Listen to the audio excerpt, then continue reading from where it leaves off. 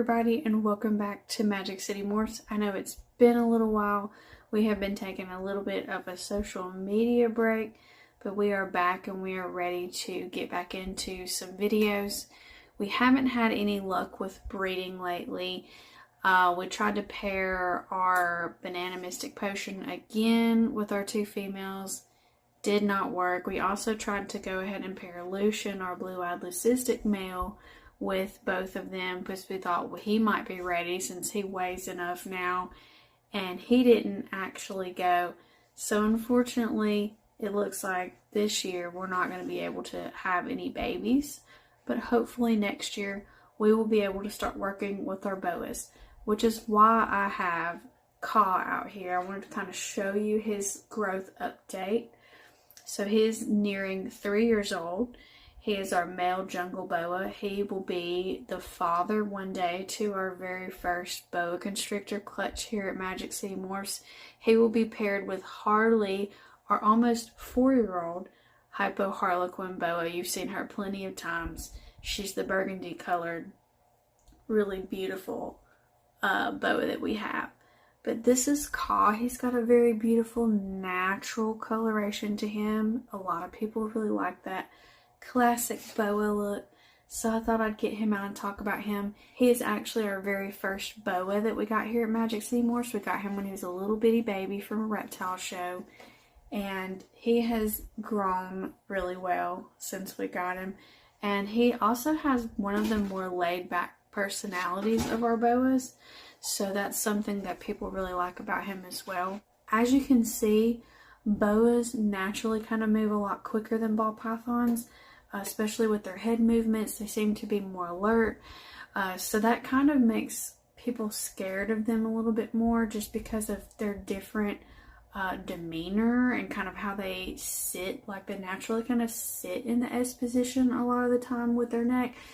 And if you talk about snake body language, a lot of people, associate the S position with definitely about to strike.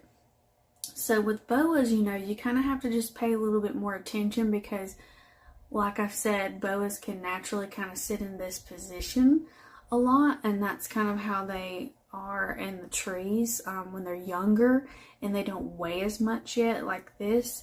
They'll be more up in the trees, kind of looking for like small birds and things like that, that they can catch as prey. Now, they do have a bigger food response than pythons.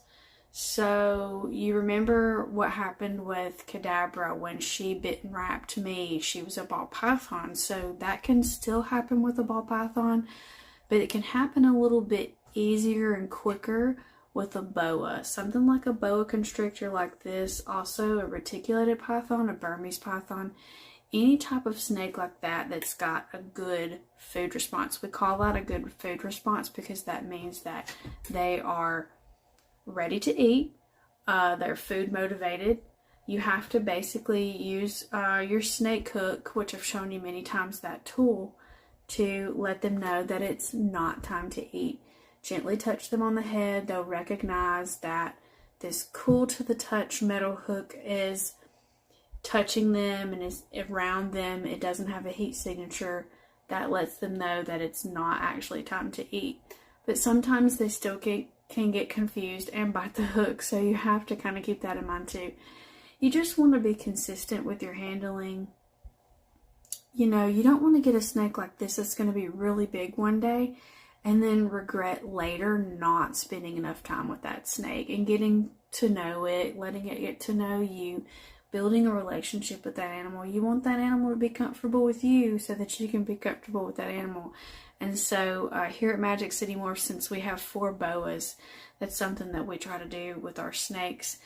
The females will definitely get on the bigger side. He will get probably between 7 to 8 feet. Some male boas can stay around the 6 foot mark, but usually the males are going to get to be around 7 to 8 feet. Females can get up to 9 to 10 feet. Most of them probably stay a little bit between 8 to 9 feet. But either way, these guys get pretty darn big for a captive bred snake that you're going to keep in your home.